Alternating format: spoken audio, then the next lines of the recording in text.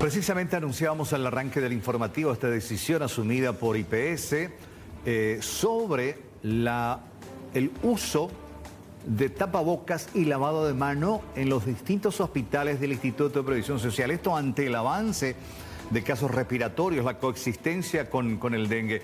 Lo tenemos al doctor Carlos Morínigo, gerente de salud precisamente, quien ayer daba a conocer este comunicado donde se habla de la necesidad de volver a estos hábitos que creo particularmente, doctor, nunca se tuvo que haber dejado. ¿Cómo te va, doctor? Muy buenas tardes. Muy buenas tardes a vos y a toda la teleaudiencia. Así mismo como lo acabas de recalcar.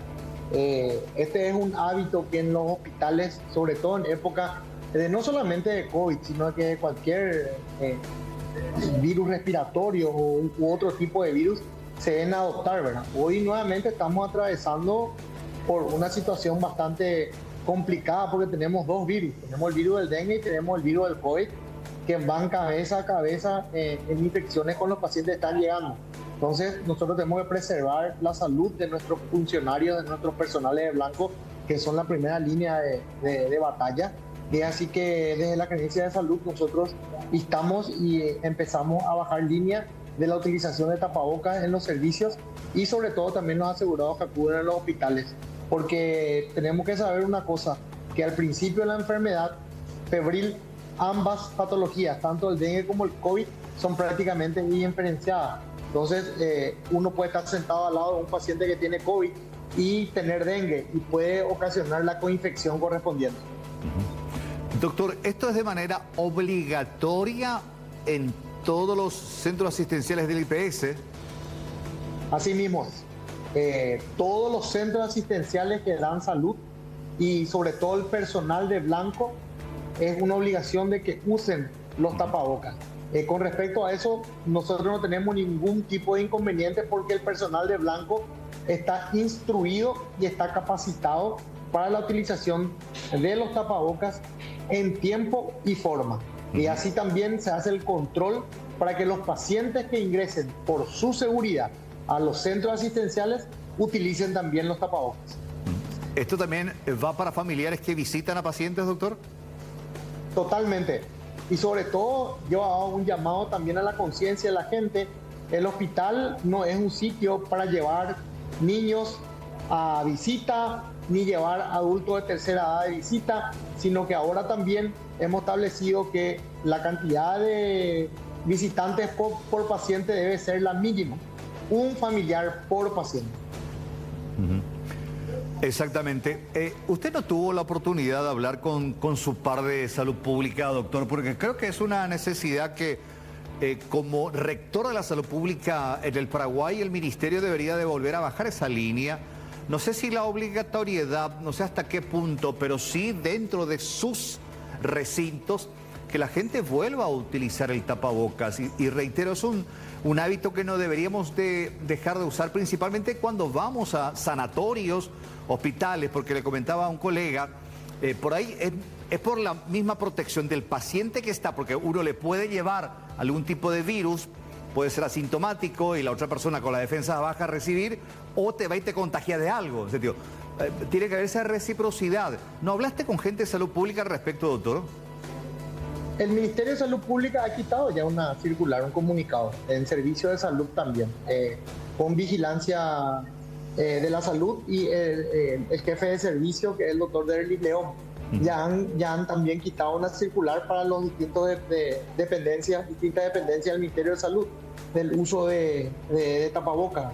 Y otra cosa importante, el tema de la habilitación nuevamente, y esto estuve controlando hoy, los servicios sanitarios in situ, la habilitación nuevamente de los lavabos de manos, para lavado de manos, y un personal que indica exactamente cómo deben utilizar, cómo deben lavarse las manos, alcohol y todo lo demás. Ya, en cuanto a casos, ¿cómo estás en ese sentido en los hospitales? ¿Qué reporte tenés a nivel país y principalmente Hospital Central en cuadros, tanto respiratorios como de dengue? Nosotros tenemos un aumento, Carlos, de casi del 200% de consulta de cuadros respiratorios agudos. Entre eso, la mayoría de los mismos estaba haciendo justamente el recorrido por laboratorio de los distintos puestos sanitarios y y centros del IPS a nivel capital. Los bioquímicos me decían, doctor, el 80% de los test de antigenemia, que es los hisopados, nos salen positivos para COVID. Tenemos muchísimos COVID, pero también tenemos síndromes febriles dengue, que ahora están alcanzando a los de COVID, y esa es la percepción que uno tiene cuando visita los servicios, y los números cantan eso. Tenemos una cantidad muy importante de pacientes atendidos por COVID, internados también. Justamente me pasaron a un reporte de un paciente en Concepción que está con COVID y con dengue, la coinfección. Hizo primero un COVID positivo y posterior a una semana realiza un dengue. Ese es el peligro, Carlos. Ese es el peligro. ¿Por qué? Porque esta enfermedad puede disminuir las defensas y luego te toma otra vez otra enfermedad como el COVID o como el dengue, o de repente uno tras otro ya encuentra un sistema inmunitario deprimido y puede causar una enfermedad grave. Entonces tenemos que cubrir todas las formas en las cuales podemos estar infectados, y ya estamos teniendo también personal de blanco que está guardando reposo por dengue y por COVID en plena epidemia. Entonces estas medidas son extremadamente necesarias para nosotros, que somos los administradores de la salud. Quiero tocar un punto principalmente vinculado al sector pediátrico, porque hay mucha preocupación, mucha alarma. Te digo como padre también de 3 criaturas pequeñas. A veces vemos con mucha alarma los casos de internación. Lo escuchaba ayer el doctor Castro en la Costañún, 9 pequeños en terapia intensiva, creo que el más chiquitito de meses nada más. Ahora bien, hay 2 puntos, y quiero que me expliques como médico, como especialista en cuadros respiratorios. A veces estos casos tienen que ver más que nada con la dilación en la atención del pequeño, ni bien los primeros síntomas llevarlo al médico, o es propio de la enfermedad del dengue, de que ataca así con virulencia. Porque a veces nos asusta como padres que un cuadro de dengue lo pueda llevar a terapia intensiva.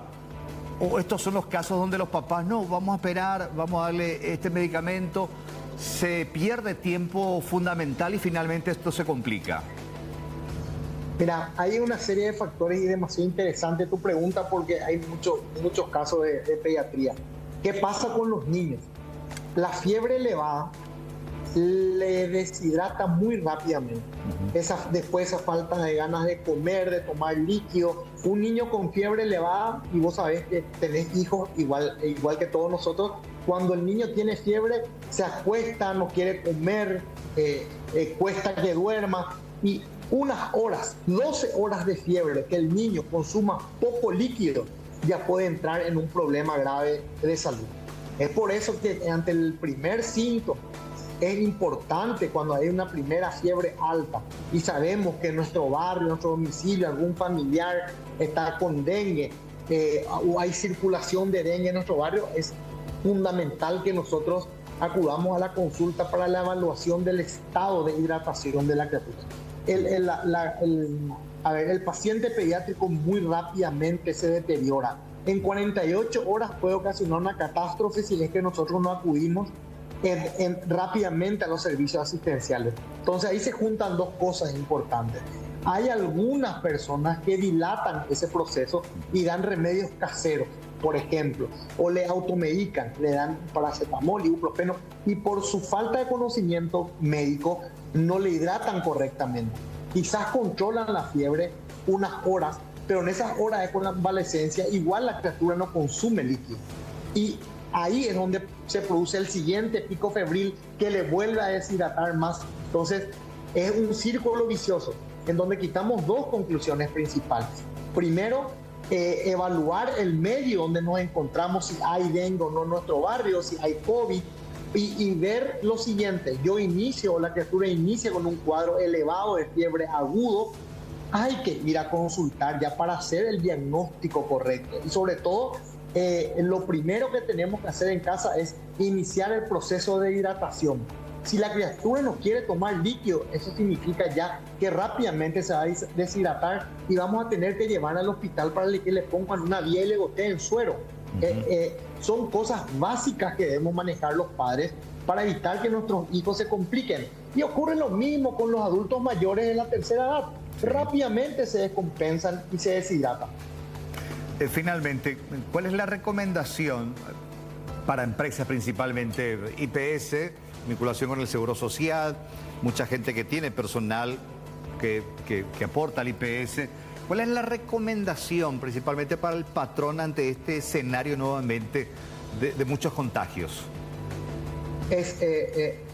A partir de la próxima semana nosotros vamos a empezar a trabajar con las empresas grandes del IPS, sobre todo para crear y generar conciencia. Vamos a empezar a trabajar con ellos porque acuérdate que IPS también paga los reposos.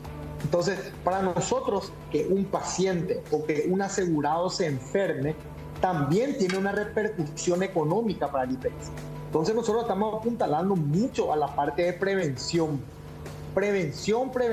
y sobre todo educación.